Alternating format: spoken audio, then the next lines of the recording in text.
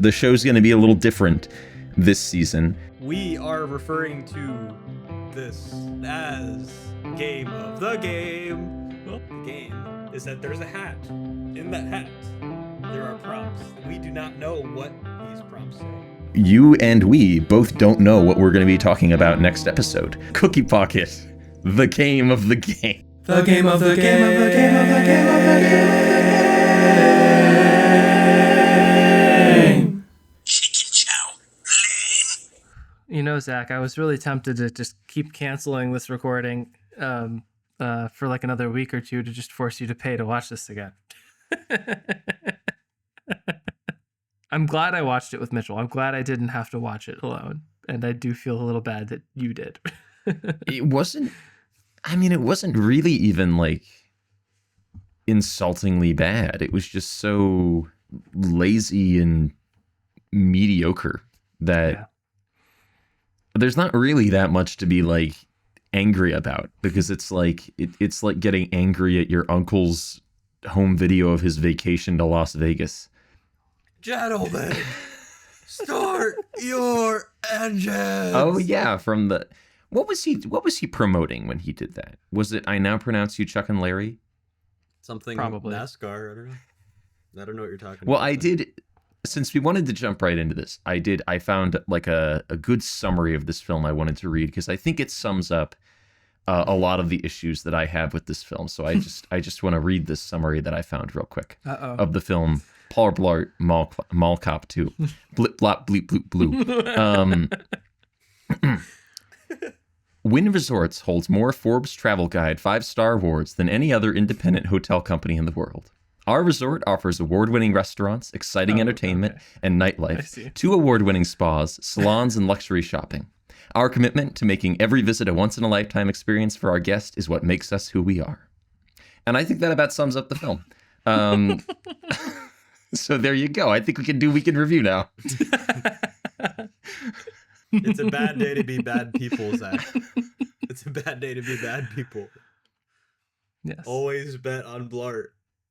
Always bet on Blart, Zach. You thought you could get away with it, but you couldn't. So you mentioning the action one-liners and stuff like that makes me think of the end of the first film, which I also didn't like, but unfortunately I do every now and then find myself thinking of the phrase scuba dooby doo. And it did make me wonder, because I've only seen Paul Blart Mall Cop once. I've seen both of these movies once now. So I don't really have any kind of an affection for the first film. And when we talked about the first one, I actively hated it. Does this second one, though, look markedly worse than the first one? Because this, to me, felt like it looked really, really cheap and lacking in effort in a way that, I mean, not to say the first one is a James Bond film, but I felt like my memories of the first one were that it at least looked like kind of competent. Is this something that resonated with you guys? I don't know. I think from a cinematographical standpoint, at least in terms of like photographing the action and stuff, there were a couple moments like when Blart and his sidekicks are slugging it out with the bad guys, where we were kind of like, they actually choreographed this, and this could be like much worse than it is. But then there are also like more static moments, like just random scenes in the hotel where things feel like they're really like overexposed or poorly lit. And we did rent this in 4K, which includes an ultra HD or HDR grade. And I will say, maybe for the first time ever, that I think this looks absolutely disgusting in HDR. You kind of just see, like Mitchell pointed out while we were watching, that Kevin James's makeup was not very good. I think you just notice a lot more than you're supposed to notice. But I don't think there was necessarily a huge gap between the two. I think both of them are inoffensive. I don't think either of them are trying to really like break ground that it doesn't deserve to break, if that makes sense. I mean, this is like blockbuster bargain bin level comedy, and there's plenty in that genre, so it's not like this is terribly new or anything. I just think this one really they spent about 5 minutes talking about what they wanted to do as a sequel, and they were like, this first one was heralded by so many people and was so nostalgic and iconic, because I'm pretty sure this was quite a few six, years. I think it's the same amount of years since the 6 years, because they keep talking about like the Black Friday thing, which they say in the movie was 6 years ago. Oh yeah. Okay, so 2009 and 2015, I think, is our gap we're dealing with, but yeah, pretty huge cultural gap in American history at this point. But yeah, I mean, like when we were watching it, we were definitely laughing a lot because of how stupid it was. We were not seething with rage, and possibly I would have been seething with rage if I was Zach in my basement watching it, or in my family room watching it by myself or something. I would definitely be mad, but I don't know. It's like, I'm just trying to think of a way to like not just say it's just wholesale bad and a waste of time, because there were parts of it that were good. Like the choreography was not horrible. It was just the context of the situation was just so awfully written and composed, and it's not like the acting was absolutely terrible, but it was just like so standard for that type of comedy, if that makes sense. Like if you're into that type of comedy and into that type of genre where it was very cheaply made and cheaply written, but the jokes are like at least universally understood, if they're not funny, then that's like, I guess, an appeal. I definitely do. I see the B movie. It's funny because it's stupid angle in enjoying this. I can say that. That's about it where the positives are. But yeah, everything else is just like, it's surprising how much they focus on the actual hotel, like you were saying, Zach, because looking back on it, and after you had mentioned it, I was thinking like, wow, they really did advertise the entire hotel. Like, I'm pretty sure every single aspect of it. There did not need to have any gambling. There did not need to have been any gambling at all, and they happened to just include it for like 2 minutes. And like the pool, like you have all the different angles of the pool, and like the service, and like I don't know what was going on, or why this very specific hotel was invested in for this specific movie. But you know, I will say I heavily enjoy a mall way more than I enjoy a hotel. This has kind of the, not to say this measures up at all really to the Vegas Vacation or any of the vacation movies, but it's like kind of the same thing. It's like, what if we did this, but again in a different place? Which is also how the Die Hards kind of turn out too. But regardless, the mall I think was more enjoyable of a setting. I think the zaniness and a lot of the one-offs in the first one could easily have never been repeated. And if you were like a kid watching it in theaters for the first time, you would have thought all that stuff was really funny, I think.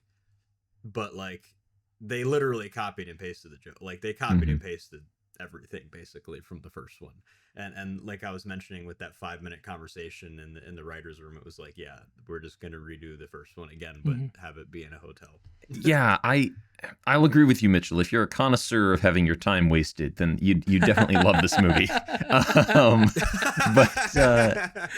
I mean, I did not watch this seething with rage. I watched this mostly with just a sense of apathy and confusion. Because a lot of this doesn't. Throughout most of this, my question was, "What's the joke?" Or like something will happen, something unexpected will happen, and Kevin Smith will make a face that implies that it's meant to be funny. But Kevin Smith will, yes. Kevin Smith will show up in his jorts and make a face. Kevin James will make a face that implies it's meant to be funny. But then there isn't really a punchline. There's so many moments like that throughout that are like, is it just meant to be funny because Paul is doing it? And I don't really know if Kevin James is a gifted enough physical comedian to make a lot of that funny. And it does, to me, it does feel like, now I don't know whether this actually happened, but in places it does feel like the Wynn went to Happy Madison and said, hey, we have this resort in Las Vegas that has kind of flagging sales and we want to increase awareness. Would you be interested in making a film around the Wynn Las Vegas?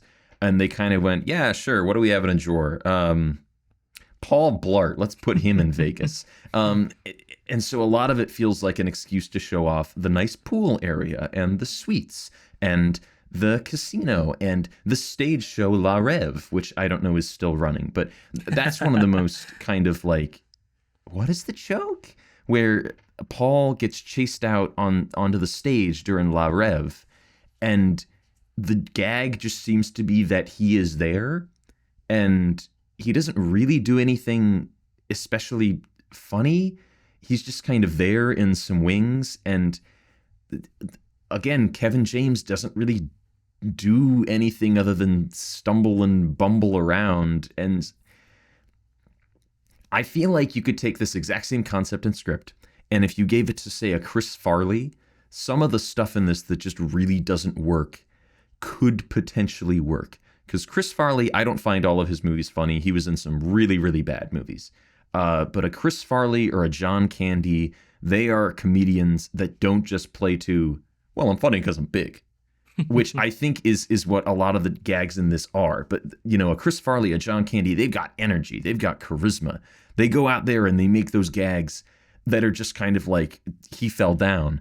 They make them work in a way that I don't really know if Kevin James does. So a lot of this was kind of just a flat line for me. I exhaled lightly through my nose a couple of times, but I can't remember when. I think the bit that got the most genuine reaction out of me was at the very end, and it was kind of the final shot of all the trailers when he gets kicked by the horse. It looks really bad now that you get the CGI doubling is really poor, but it's so shocking and sudden that it does kind of work as a gag. But there's not really anything else like that throughout the rest of the movie. And again, it seems a wasted opportunity to take this character to Las Vegas and not really have gambling have anything to do with the plot. I mean, he's a security guard. He's meant to be like a small fish in a big ocean all of a sudden. Have him crack like a heist or something. And I guess he kind of does, but it's not a heist that they really need to be in a casino for. The only scene in the whole movie that plays on the gambling is a bit that would not make me want to go to the Wynn at all, where he goes to play blackjack and gets swindled out of his money. Yeah. So I don't know. It's a perplexing movie. I think we're probably giving it more thought than anybody involved in the production did. I think that's fair. And I will just level by saying I gave this a 1 star, and I thought that it was significantly, measurably a step down from the first Paul Blart, which I think has many charms. For sure. And this has some charms, but I can't overlook the uncharming elements as much as I could in the first one. And I get that this was like a commercial for the resort, and I think Zach has a lot of evidence to back that up. But something about that doesn't bug me as much as like a modern Blockbuster having product placement every 5 seconds, where it's like a different candy bar or a different beer or a different whatever. Because I accept that the mall cop premise needs some sort of setting that is integral to the plot. And even if this wasn't incorporated as well as it could have been to Las Vegas or a casino life or whatever, it was more or less a non-factor for me. I want to defend Kevin James a little bit, because I definitely accept that he is a simpler comedian and a simpler comic actor than John Candy or Chris Farley. But I do think he has a brand of charisma. I absolutely do. And I think that's what made Mall Cop a commercial success, is there's something appealing about him, just like being a fat guy falling down. And I that is just a simple truth. And I'm a little ashamed that I enjoyed watching Mall Cop 2 in the theater as a 14-year-old teenager adolescent. I would have liked to believe that I had developed more taste by then, but you saw this in the cinema. I'm like 90% sure I did. I definitely saw the first one. Zach, this made At like a $107 birthday million party, or No, man. you No, went man. with your family to see this? Yeah, the first one was like a huge hit with me and my brother, and even my mom liked the first one, and I'm pretty sure all three of us saw the second one. But Wow.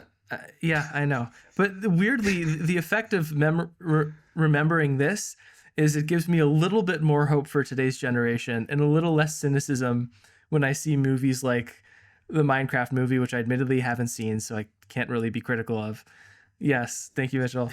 But Shut like, up. it's like, okay, every generation gets their stupid comedy, and that's okay, you know. And I think Kevin James's charisma, which exists, and like stupid random stuff like chicken chow lane, like that absolutely killed us. So there are nuggets in there, but it's definitely a 1 star. I would say that the current generation probably has stuff worse than this that they are watching. The difference, I think, though, is now the stuff of this quality gets dumped direct to a streaming service instead of going to a cinema. Yeah. Sure. There's true. like no cinematic comedies anymore. There's a lot less of a. There's a less of a. Oh bar yeah, that for needs to streaming, be 100%. crossed. Yeah.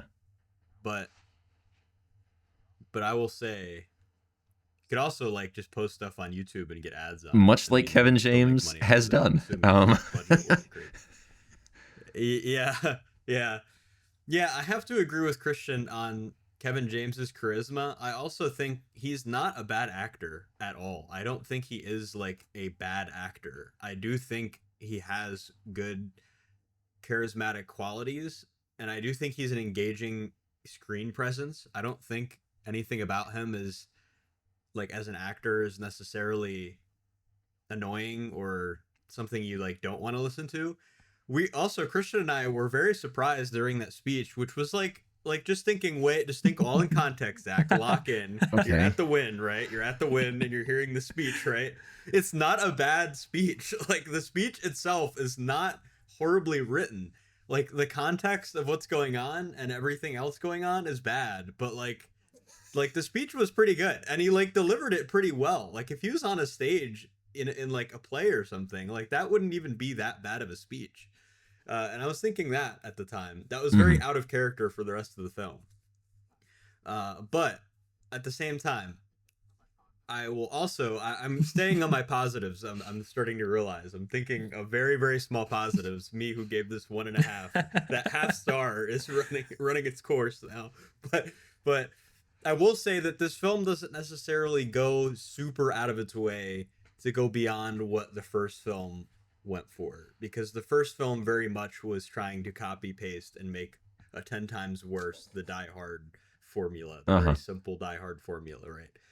But I will, and besides him, the zip line and the CGI goop and Neil McDonough. Neil McDonough is a better villain, actually. I was going to mention factually, 100%. From scrawny whoever who wants to steal credit card codes, but that could easily be canceled the next day in the first movie. I'd agree with that. But this doesn't go very much larger than the first one. It just does everything that the first one did well the first time, a lot worse.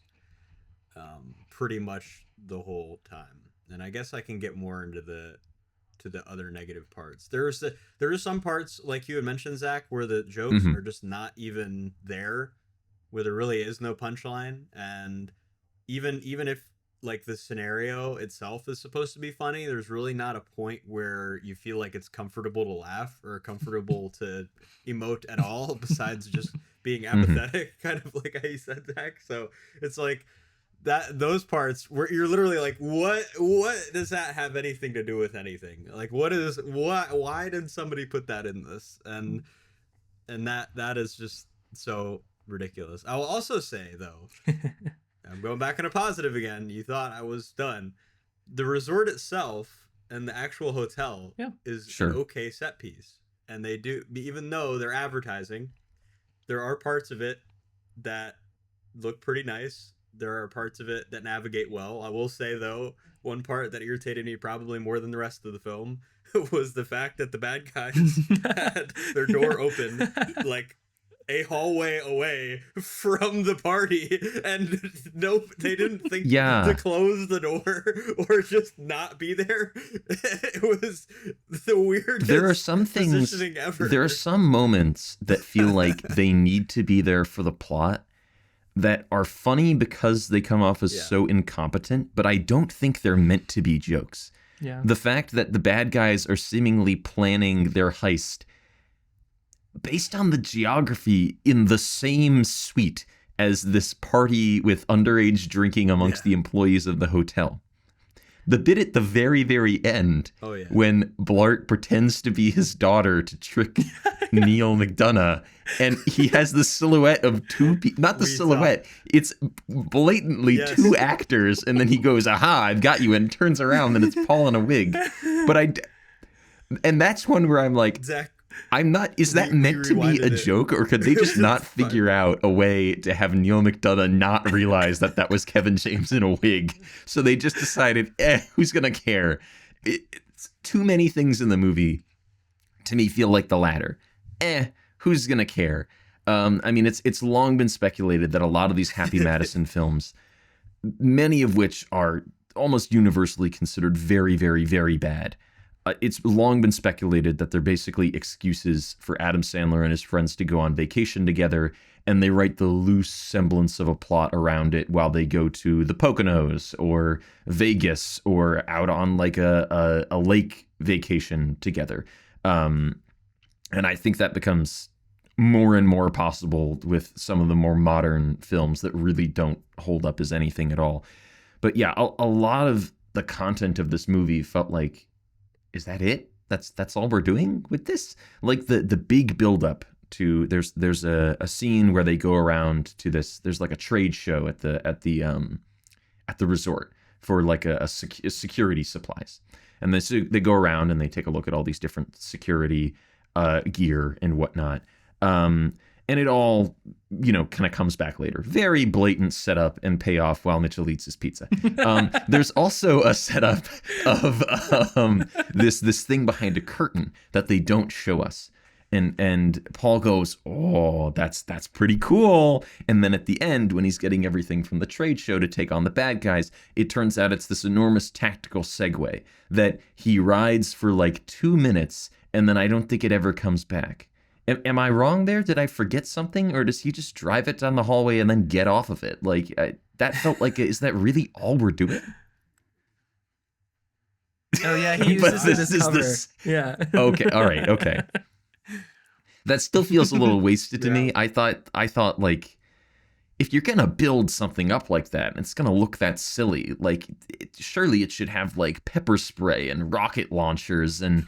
he should be going up the building like sideways or something on the Segway. Like, you could have made more out of this thing that you built up for so long, only for him to go, oh, I got to run away now. Strange to say, I was disappointed by Paul Blart Mall Cop 2. There were things in this that felt like they had potential. And I do think the Die Hard setup of unlikely person in a dangerous scenario has to save the day, that's got tons of potential for a comedy. You can slot so many different kinds of unexpected characters into that and get jokes out of it. If they had just, it's in a hotel this time. If they had just, it's in a high rise. If they had legitimately played like a Die Hard thing, and it's just Kevin James there crawling through ducts and stuff like that, I think they could have made more of this. But it does to me feel kind of lazy. Kevin James doesn't want to get in a duct. Kevin James doesn't want to take off his shirt, so he's just going to call in his friends, one of whom came from a haircut, and they'll kind of roll around in the hallway for a while. Like, I do, to address the Kevin James comments, I don't hate Kevin James. I just think so often he gets cast in these incredibly milquetoast, boring roles where there's nothing for him to really do. I haven't seen a ton of dramatic stuff from Kevin James, mostly because he hasn't done much. But he was good in Becky. I thought that Becky was kind of that came out at the beginning of the pandemic. For a while, it was like, oh, Kevin James is doing a serious role. And he plays like the villain who holds this family hostage, and the little girl. It's like a serious Home Alone. She's got to fight him off. And he was good in that. He was kind of funny, but also sort of threatening. he has a good physicality in that. In stuff like Here Comes the Boom, which I have not seen the entirety of, but I do think he has a real physicality in that. And he's been in other action, like low budget action films where he clearly has a passion for being like this sort of Sammo Hung comedic, yet also, brawling action character. I just wish he would do that instead of these comedies where, he makes kind of lackluster puns and thrashes around every now and then, and that's meant to be funny. Yeah. I think what I've determined is when you're waking up at 2 a.m. and you realize the Disney Channel's still on, this is the type of film that you expect will be on. It's a Disney Channel movie. And not to mention that Disney Channel guy is here. Renee Rodriguez is here, who, by the way, gets a lot of screen time, and I could act better than her. Okay, I am so sad to say, because I'm sure she's a nice person or whatever. It was painful, but she is just such a horrible, like, not believable actor at all. Her expressions are so cookie cutter. Like, it's literally, I can hear somebody saying, "Okay, now frown. Okay, now smile. Okay, now be upset." And she's just acting those out with almost zero. Yeah, she's Disney emotion. acting. It does feel very kind of overplayed. Yes. So we're speaking it to the back row of the youth center. Yeah. Yeah. Who else is Disney Channel? The Lane? The UCLA. Yes, Lane. Chicken Chow Lane. James, what's his name? Yeah, whatever. I think David Henry is his name. Yeah, Maybe. Okay. Yeah. David Henry, James, whatever. I do think Kevin suffers from not having the supporting cast he did in the first movie. Both not having the dimension of like the love interest and playing against the like douchey guy who also thinks the saleswoman is cute, but also the peanut Blart and jelly phone call and just like little fun stuff like that. It feels like that was all cut in favor of like 5 more minutes of Renee Rodriguez being hyper earnest with like melodramatic string score, and that was just like painful to watch. I do have to circle back to what Mitchell was saying about the speech. Like, I think that sort of the whole movie is like, we're not going to take ourselves too seriously. We're going to laugh at like the obvious jokes inherent to the mall cop and the like obesity factor and whatever. But there is this speech about like helping the little kid who lost his mom. And I do think maybe that's low hanging fruit, but I do think it's kind of moving, and it at least checks the box of not just totally crapping on the occupation the whole movie. See, I think it's interesting that you found that speech so sincere, because to me, that felt like it was the joke. It felt like it was a joke that he was being so sincere about it and making such a big deal out of his, quote unquote, lowly, embarrassing occupation. I kind of thought that it was meant to be funny how all of these other people in a similarly lowly occupation from the film's perspective get riled up by this guy making a big deal out of how little he does day to day. But that also ties into, like, I feel like the whole first half of this movie just hates Paul, like in a way that I don't think was the case in the first film. The first film, Paul is down and out and kind of pathetic, and I didn't like looking at him. But at the same time, he's a soft-hearted, nice guy who's, been kicked in the ass lots of times, and you kind of want him to get a win. Paul is just so selfish and mean and like not nice to be around in the first half of this movie. And I can't really recall, is there a moment where he kind of realizes he's been awful to his daughter, or does it just his opinion has changed by the end of the movie because now it's the end of the movie? It's the end of the movie. I think you're totally right, Zach. I don't think there's any part of this where we're actually sincerely meant to feel bad for him specifically. Whereas in the first one, you're supposed to feel bad for him like in the very beginning. And this one is just like his mom gets murked, his wife divorcing him gone, especially is like, funny. Geez. And then the one time he is kind of about to be in a relationship, he ironically takes on Andrew Tate alpha male way of just like completely avoiding her at all costs. And there's absolutely no reason like why she'd be interested in him. And he ends up being right, which is even worse about that. Like they thought it would be funny to be, what if he was just correct and she actually was into him the whole time? Or like she gained interest in him, or whatever the intent was behind that. And then he finally gets interested in a girl at the very, very end, almost as like a pseudo post credits, like way after the movie's over scene. And he literally gets kicked by a horse, which could have easily killed him. Like it looks like probably should have killed him if we're like that was like the most pointless physical comedy in the whole film. Probably was him getting freaking kicked by the CGI horse. Yeah, and there are movies I really, really enjoy that are comedies that are really mean. Like I love Freddy Got Fingered. I think it's one of the best comedies ever made, and that is a cruel, mean movie. But it knows it, and it plays itself as mean, and that's kind of part of the joke. And this does not really feel like it's trying to be mean-spirited. It just kind of is. His mom dying is cruel, but I think it's the closest thing that kind of fits into like mean-spirited comedy for mean-spirited comedy's sake. His wife divorcing him after 6 days doesn't even feel like a joke. It's such a weird decision to put him like down and out. And it also kind of invalidates the whole arc that he experienced in the previous movie.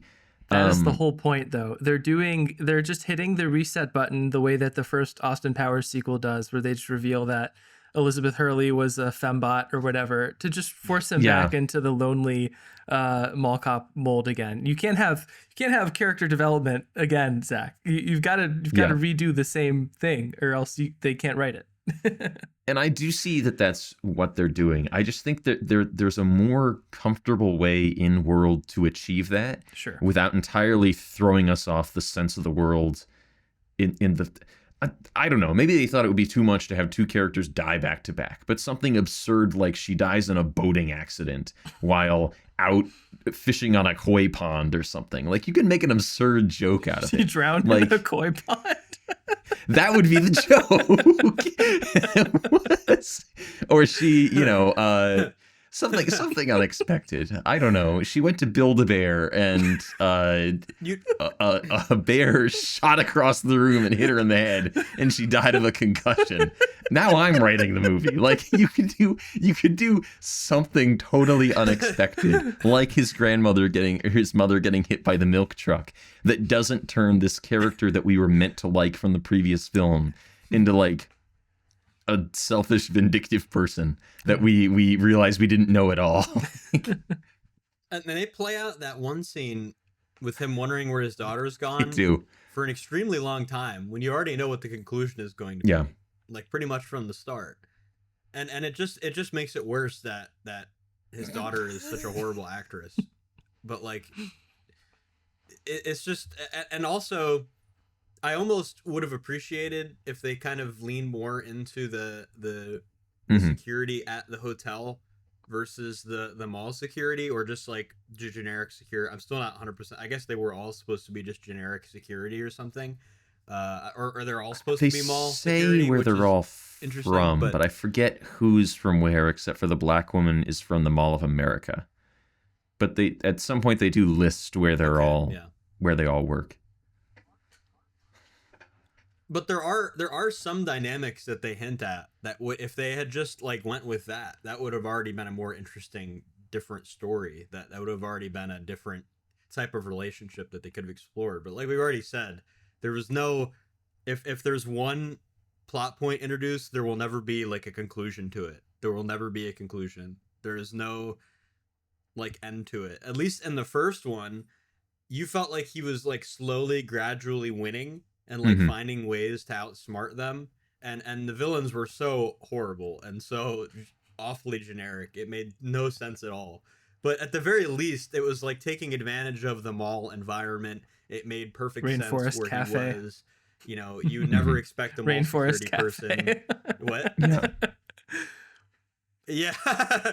you would never expect a mall security person to act that way or take Mhm. advantage of their environment in that way. So at the very least, that premise makes a whole lot more sense than this, where it was just so generic from the outset. It was so unoriginal, and there was really no stakes involved at all. There was no reason for us to care about any of the museum, anything getting stolen at all. At least in the first one, you had like hostages and like, I know at least in this, his daughter is, but they just keep leaving. Like they don't watch them, and they just keep leaving and running away. And they're like, "Hey, why'd you run away?" And it's just like they're not even holding on to them or handcuffing them or doing anything remotely as good as just putting them in a room and just keeping an eye on them. Instead, they just kind of walk them around everywhere, and they keep running away. I think they did it like 3 times. Yeah. And the climax of that first film, I can't believe I'm talking about the screenwriting strengths of Paul Blart Mall Cop, but the climax of that first film rewards Blart as a character, because throughout the movie, he's kind of made fun of how dedicated, he's made fun of for how dedicated he is to his job. He knows them all in and out. He knows every detail of every single store. And that means that during the climax to the first film, they're on his home turf now, and he knows all the secrets and ins and outs of the mall that they don't.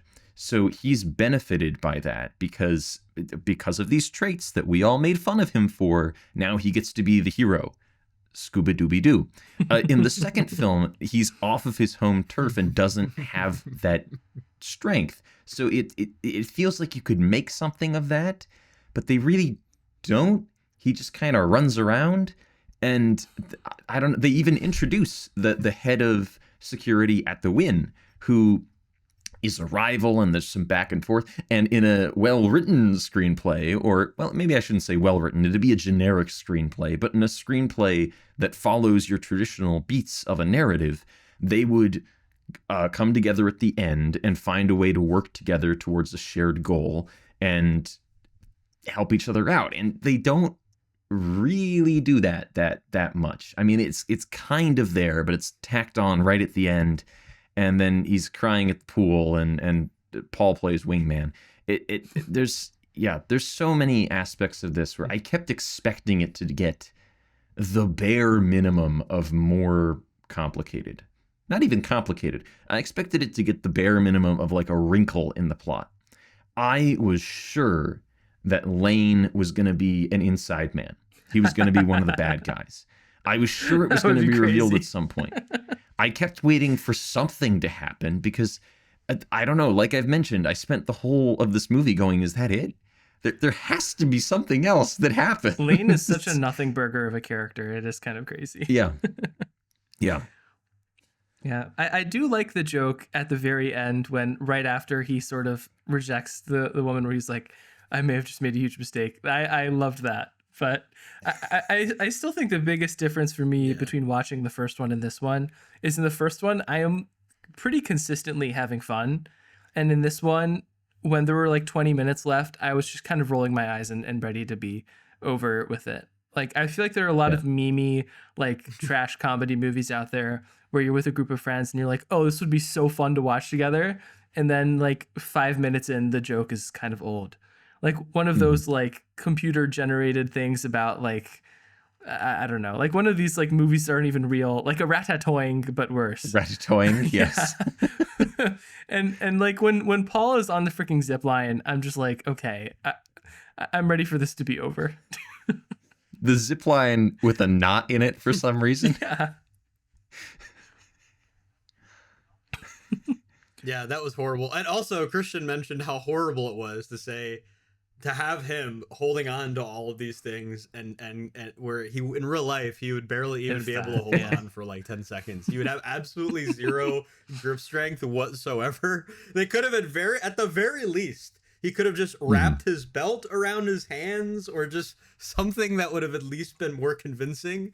But instead he's just holding on to this and just like I don't know why that was. And then the CGI just really, that was the gun, and that was he was allergic to oatmeal garlic or whatever was which in that. When I watched it, I was oatmeal, like, can you be allergic to oats? Is that a thing that people experience?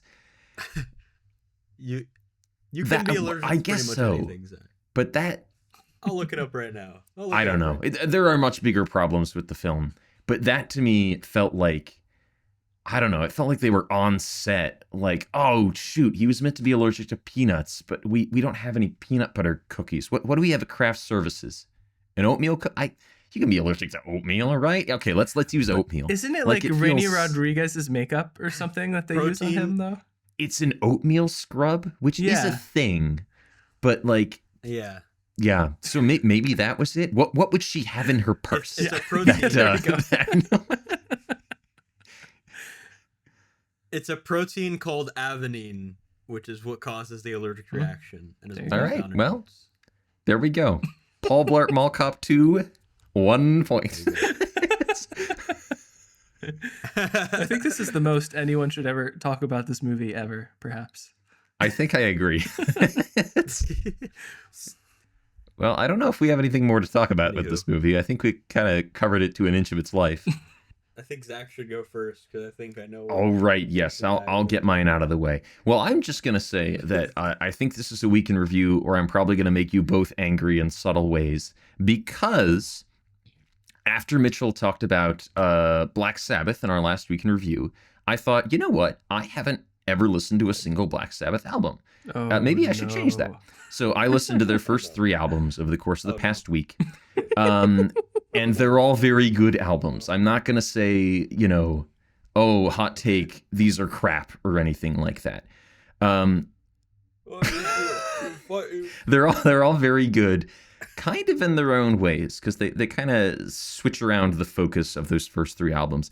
I would say that if you are a metal normie like myself, somebody who liked Metallica, but mostly just load and reload, which I understand is sacrilege amongst metal fans, and enjoyed Iron Maiden, but wasn't really wild about Bruce Dickinson's voice, I would say that the Black Sabbath album of the first 3, which everybody talks about to go for, would probably be Paranoid. So I think that's the album where they really become kind of a cultural force.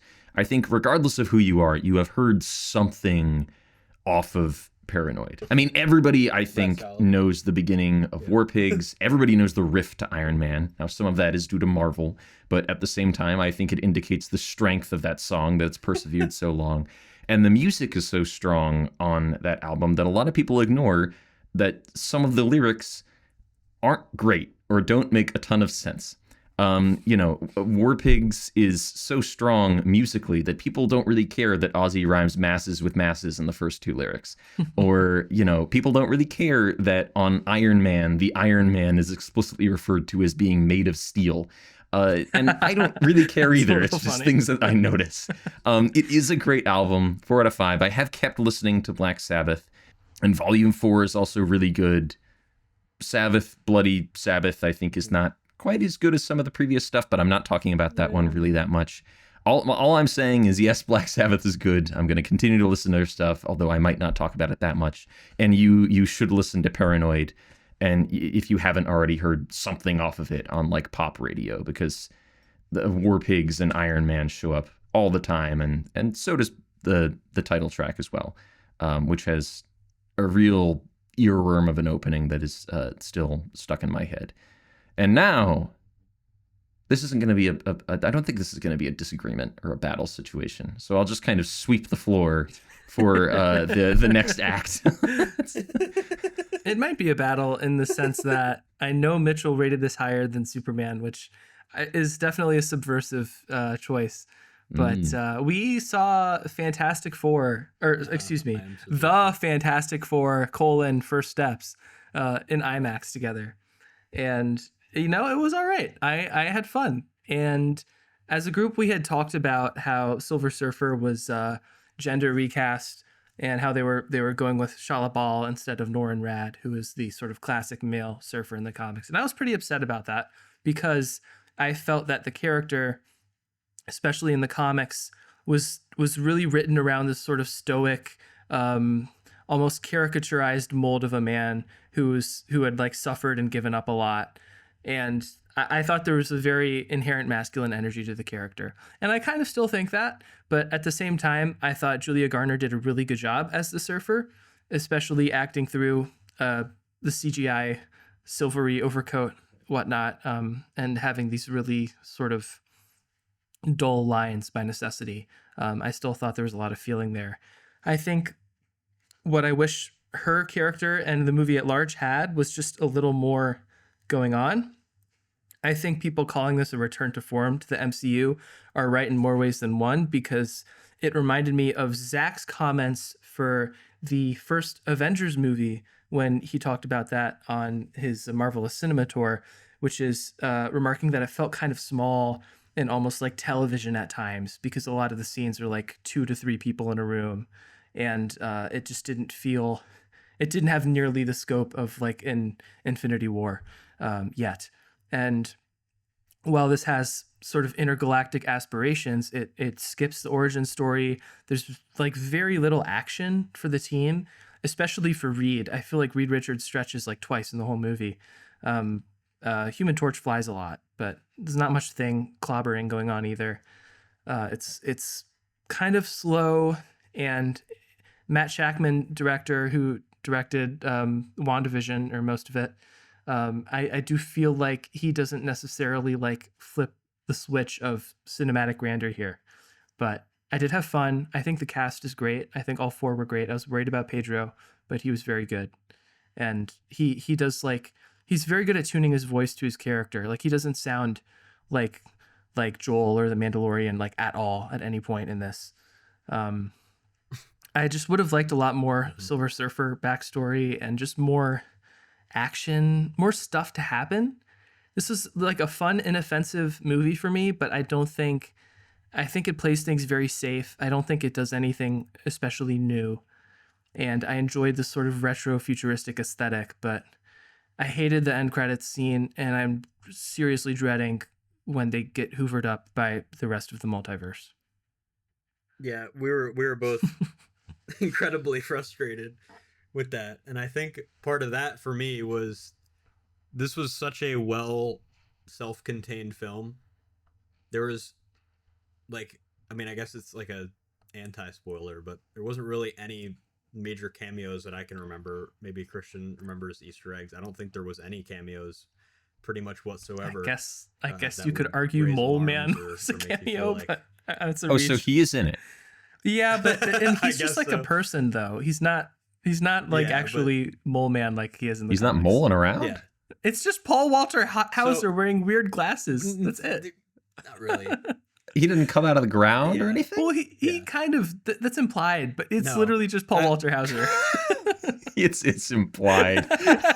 Shut up about Mole Man. Shut up about Mole Man. Shut up about Mole Man. Okay. Look. One of my biggest worries with the whole Thanos thing was that they were playing that his like philosophy is complicated Socratic level philosophy, which in reality is just like 2 lines. You could summarize his entire way of thinking in literally 2 sentences probably. And he's such an incomplicated villain, but they play him up to be like the most complicated villain, and they basically just turn up the scales, like just absolutely just dial him up for whatever reason, like just so they could have everybody be in one big CGI room and just blue screen it away. That's what Endgame ultimately is going to be in my head for the end of time. With this, it's like, okay, you have this villain that has these powers, and he has an intent, and he has actual they have actual conversations with him. You know, they try to understand why he's doing what he's doing. Is it like a prophecy thing? Is it like is it just for this or that? And I don't want to spoil too much of the reasoning behind it, but I just felt like they presented his intent, even though it's as simple as Thanos' intent. They played it in a way where it was much more impactful and believable, especially having a messenger in the Silver Surfer kind of be complicated in and of herself and have her own mini backstory, which Christian and I both agree it would have been great to like get a little bit more of that, because she was very, very great casting, as is literally everybody in this is a great casting. But having that messenger there's like kind of an impending doom. Oh, impending doom. Oh! Oh, say that again. Oh, fantastic. Oh my god.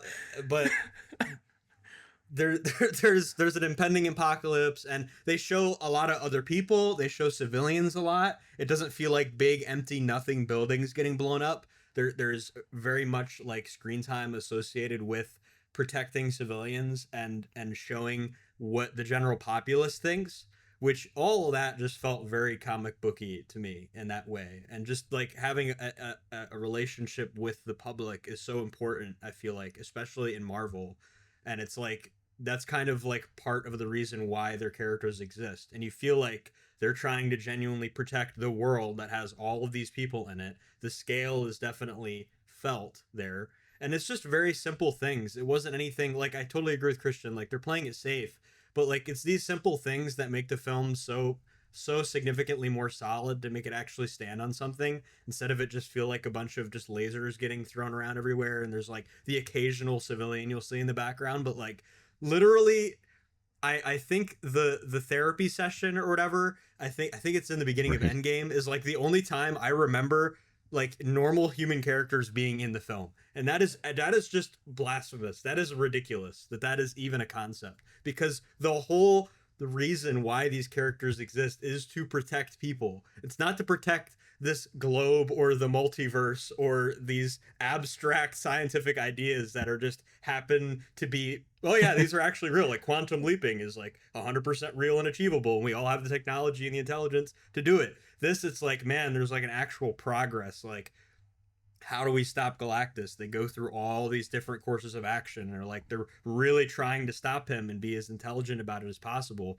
And a lot of that does have to do with Pedro Pascal's acting and the writing for his character, because he really is like phenomenal at expressing those ideas and like making it easily digestible for the audience. It's like these simple things that Marvel can easily rely on to make it feel so much more engaging, to make it feel like we're not just in a blurry mess of like, ooh, I want to see my cool character do things deal, where it's like there's actually, these are just people that also happen to be like, they also happen to be superheroes that are abdicating for humanity and that are actively trying to stop villains from destroying humanity. Like that concept has been completely lost essentially in a lot of Marvel films. And that's why I feel like it's definitely a return to form. I will say the whole baby thing, the baby thing is a little bit questionable, a little bit overplayed. But on the other hand, Vanessa Kirby does a fantastic job, and I'm 100% on board with the mom perspective, and it does not feel shoehorned. It does feel earned. You do feel like you're following like a mother's changing emotions during the beginning stages of a childhood, and that does play into the plot pretty significantly. And I don't think it was poorly written in or anything. I do think it was very believable. So that was a very unique thing too. So there's a lot of things this film does very well that are very solid that should have already existed. And I do agree with Christian, like the standard for Fantastic Four is pretty low going into this. But there were so many different ways that they could have easily messed up the simple and the solid, like just foundational comic book characters. This is what they need. This is the type of conflict that needs to happen. And they definitely hit it out of the park. And on one hand, I would have really liked having like grunts or smaller villains or some form of that, but I also would have felt like we would have fell into Avengers syndrome again, where it's like we just have these little bug guys or these little henchmen or something that just get obliterated for no plot. There's no plot purpose behind it. And this film is all about Galactus. Effectively, it's all about stopping Galactus, and that is a really fun film to watch for me. So that's why I give Galactus is the planet eater, right? Yes. So is his intent not just dinner? Yeah, but he's also. Oh, yeah. Okay. I don't want to. He's spoil also. Perhaps there's more layers to it than that, but no. And I'm not trying to argue he's a layered villain or that he's more complicated than Thanos. I'm just saying it's presented in a very comic booky way, where it's like the impending doom is much more tangible and believable. And I think that is what makes basically it they framed Thanos to be much more philosophically complicated than he actually is, whereas this is sort of presenting honestly. Yes. I do think there's a little more to Galactus that they hint at but don't totally explore. But there's this idea that he's literally this force of nature that the galaxy depends on. Like he's part of like the intergalactic circle of life or something. And the role of the Herald and the idea of the baby somehow replacing Galactus's Herald or replacing Galactus altogether is sort of, I think, an interesting evocation of like natural order and where that comes into conflict with how we value and life is precious. And I think the film does a good job of grappling with those things without getting too lost in the weeds or writing Galactus as if he's this complex philosophical character. Perhaps that makes more sense to me now than why they, I'm not saying it was a good choice. I know it's a choice a lot of people really disliked, but characterizing Galactus as a force of nature, I think makes some sense why they made him a big space cloud in Rise of the Silver Surfer, because that's easier to claim as a force of nature that just exists as part of the cosmos than it is to show a big guy wearing boots and a helmet and go, he's a force of nature. Yeah, not to be this guy, but he should have been a little bigger in my opinion. He could have been a little bigger. I think for the sense of the action sequences, it made more sense for him to be smaller. But I'll say that also plays again into the Silver Surfer. There's kind of an elusiveness and a mystery behind his intent and her intent in serving him. And I think that is like it's so simple. Like there's nothing crazy behind it. There's no crazy writing. There's no like over characterization. It's all very like cut and dry. Like it's a prophecy. What is the prophecy? How does it play out? Is it tangible? Is it stoppable? You know, and that elusiveness is kind of what drives the plot forward. Galactus' size did confuse me in the trailer. Is he like Jaguar? Can he like grow and shrink depending upon the battles that he's in? How's he gonna eat a whole planet? He's not much bigger than a building. He's got this like big ship that has all these like tubes in it, and I get the sense that he like sort of he's gonna use his tubes to eat the Earth. And he's gonna he destroys the planet as he eats it. It's not. Okay.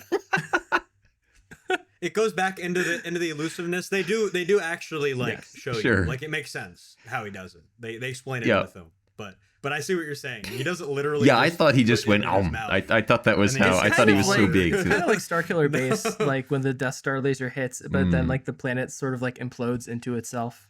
You know. Galactus' ship is a series of tubes. It's the Borg cube. Well, is it time for Mitchell to pick our next prompt? I think it is. Just to let you know, Zach, while I'm doing this, you thought you could get away with this slander of Iron Man. They only say Iron Man in the song, the first line. And it's a declaration. It's a metaphorical declaration. The rest of the song, when the character says "I am Iron Man," that's not him stating his. Yes. So okay. Look, if Ozzy Osbourne walks out and says "I am Iron Man," I think Mitchell has a point here because if I'm pulling up the lyrics on my trusty Apple Music, the Apple Music attributes the first line "I am Iron Man" to a different speaker than to every other lyric in the song. So I think Mitchell might have a point here. That's intriguing. Whoa. I wonder who's meant to be speaking in that case then. Because it is pretty verbatim in the lyrics that he was turned to steel inside a great magnetic wheel, magnetic field, where it's, he's turned to steel. And I did actually, the song, because Birmingham is like a steel mill town, at least I think, or it was when the band were coming up. So I was like, well, these boys should know their metal. So I did actually go on Google and look up, can iron and steel be used in the same, are iron, steel, same metal? I did not find any results saying that they were fundamentally the same thing. This is written to resemble like a childhood nursery rhyme almost, in the way that it evokes this certain sense of nondescript terror. I think it totally works. Yeah, that's a ton of Black Sabbath stuff, which I do like. This is one of these things where Black Sabbath dealt with, and so many metal bands dealt with so much like criticism at the time for being satanic and negatively influencing England's youth, when a lot of their songs are about like mental health and wouldn't it be cool if there was a wizard? Like it's not really that deep, I think. Yeah. I was gonna say they do lean into the impending apocalyptic stuff more, and paranoid. Master of Reality becomes more of like a we're just high. Yeah, with Sweet Leaf, which is and then things are mostly tapered off, and then Volume 4 they're literally on cocaine the entire album, and they with Snowblind. Yeah, I am super curious to get to Technical Ecstasy, which is the one with, as Ozzy said, 2 robots shagging on an escalator on the cover. We talked about Black Sabbath enough. What's the prompt? A Bollywood Tollywood. Oh my god. Okay. I'm. Oh my god. Looking forward to this one. So I wonder. I'm going to say I wrote this prompt. Yeah. The reason I put Bollywood/Tollywood is because they are 2 very different things, and Bollywood enthusiasts and Tollywood enthusiasts would get mad at us if we picked one or the other, which was improperly identified. But for our case, I think picking either will, be far enough out of the wheelhouse that we don't need to make a ton of distinction right now, at least I think. But, so you're saying Kalki 2898, the most expensive Indian film of all time? Hey, you get to make the pick. But we really are. That was the first one I saw. We really are a couple of Mr. Worldwides this season. God. We just came back from Beijing, and now we're going to India. Oh my god! Only the most populous countries, please. The game of the game of the game of the game of the game.